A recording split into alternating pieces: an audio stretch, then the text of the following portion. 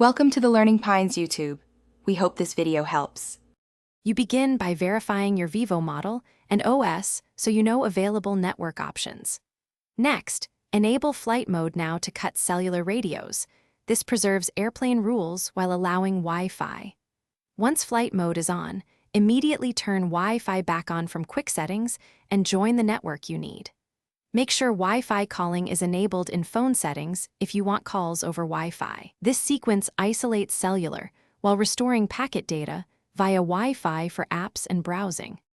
Once connected to Wi-Fi in flight mode, adjust network details for stability.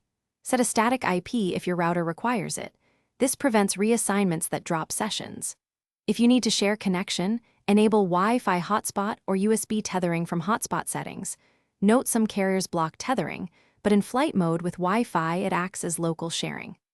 Also, permit background data for essential apps so push notifications and syncs continue. These steps keep data flowing reliably without cellular radios active. You finish by validating that apps and web pages load over Wi-Fi while flight mode is active.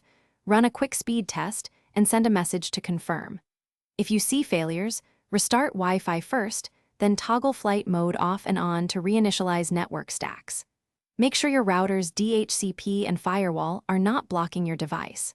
If problems persist, reset network settings in Vivo to clear misconfigurations. This restores defaults and usually resolves stubborn connectivity issues without affecting personal files. Thanks for watching. Consider subscribing if we helped you.